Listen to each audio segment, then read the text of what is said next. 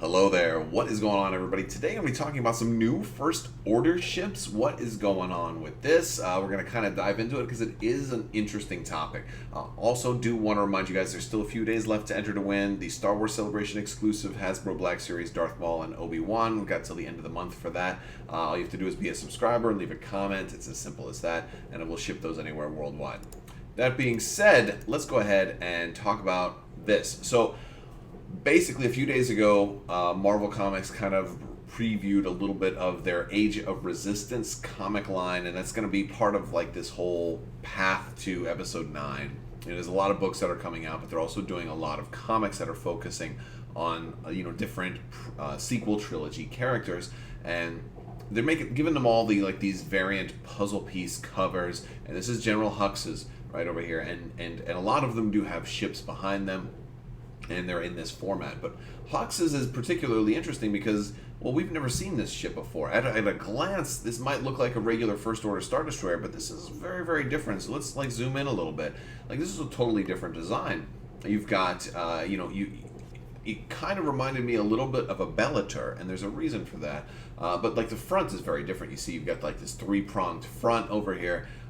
Very different ship, and there's quite a few of them. We've got at least 6 different of these ships right here on the front, and they all appear to be the same type of ship. It does have some similarities to an Executor class Super Star Destroyer, so that might make you think it's a Super Star Destroyer. Well, we're going to talk about this because I think it's pretty clear what this ship is if you look a little deeper, and I do want to give a shout out to Eckhart's Ladder, who actually illuminated quite a lot of what's going on here, so I'm going to echo some of his comments, but I also will put a link to his video talking about this in the description below. There's been a couple of extra developments in this story too. So basically, this is a fan-created design. It is actually a fan-created design for a Mandator Dreadnought, and this, the whole thing, all the Mandators were all legends and fan-created and never officially created by Lucasfilm.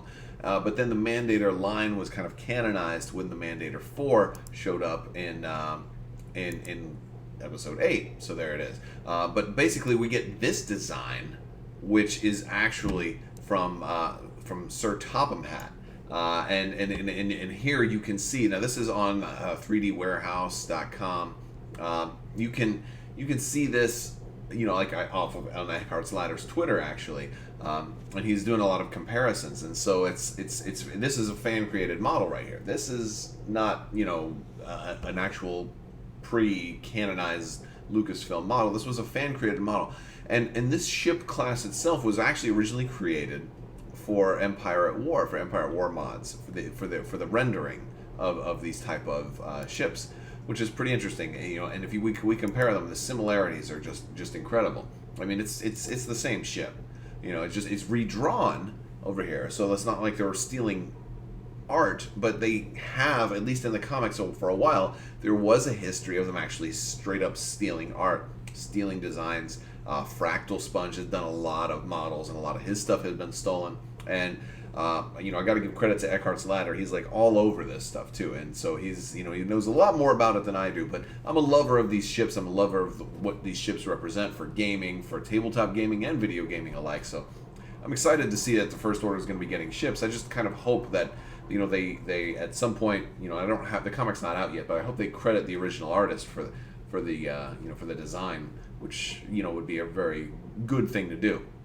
So, but yeah, so the Mandator is actually cool because originally it was supposed to be a Republic era Dreadnought, and here's where this gets really interesting, because if this was a Republic era Dreadnought, and if they're canonizing this could mean something for Armada players. So if you're an Armada player, you like I absolutely am, this might mean the Republic getting epic, huge ships, because we could get a Mandator 1, which they had in the Republic, according to legends. And if they're canonizing this ship, so we really don't know much about this cover. We don't know much about what this cover means.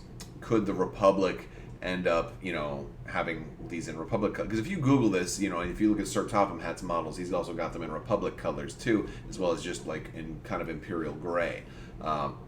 So it's going to be interesting to see how they're rebrought into canon here. Is this like, I'm interested to see if they're going to basically say that the First Order created all 4 lines, like Mandator 1, Mandator 2, Mandator 3, Mandator 4.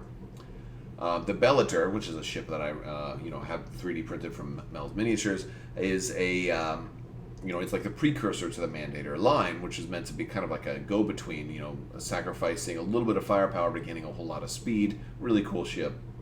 But the Mandator is supposed to be a little slower, a little more firepower, and I think a little bigger, but kind of in the same ballpark. So that's really interesting. And since the First Order, is apparently going to be having these, if it's on the cover, it's going to be in the issue.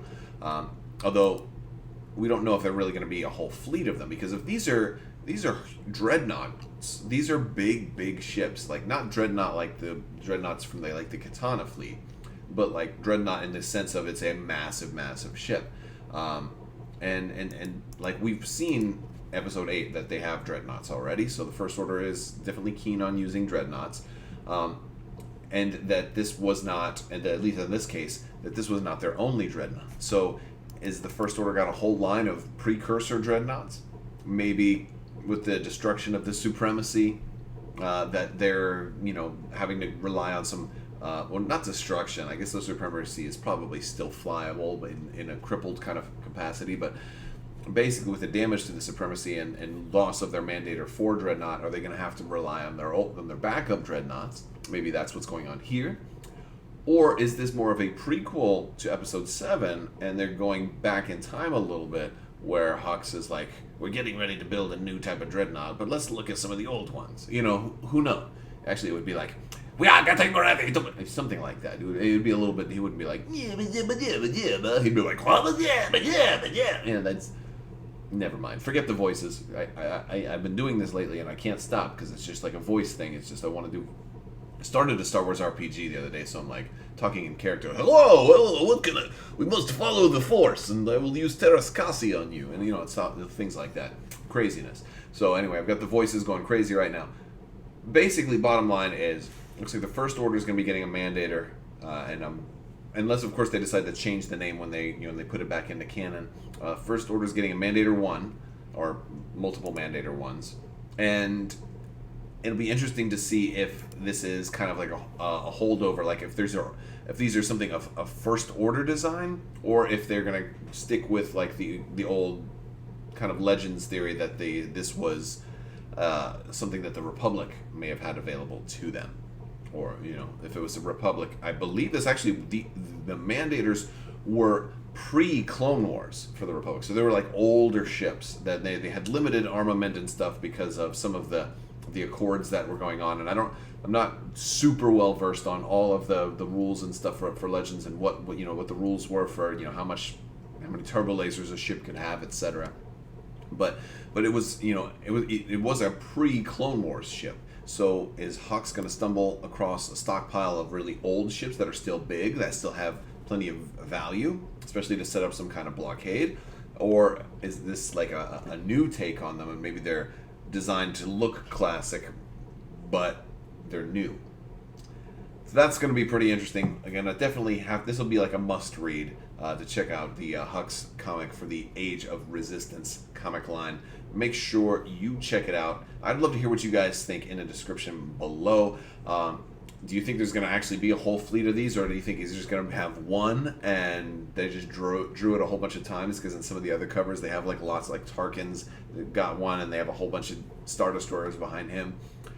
It'll be interesting. Also, make sure you check out the video I put in the description below. That's Eckhart's Ladder. He's talking about this in more detail as far as giving credit to the original artists and talking about like the history of this. And he's just a great resource to watch for like the history of ships, legends. Which ship would beat which other ship? Like just incredible stuff. Definitely one of my favorite YouTubers out there. So definitely check him out. But as far as Armada goes, could this be, something that the First Order will get if they eventually do sequel trilogy in Armada? Or could this be something that the Republic will get, because they did just announce the Clone Wars for Armada? So, it was going to be pretty clear to me that, okay, the Separatists can have huge ships. You've got like the Malevolence, Possibly the Lucre Hulk might be considered a huge ship, depending on where they draw the line between large and huge. But this, the Republic, I didn't think they were going to have any huge ships, but if these are being, put into the comics, then all of a sudden they're like, canonized now, and maybe they can find their way into our game. So let me know what you think in the comments below. I want to thank you guys so much for watching, and as always, have a great day.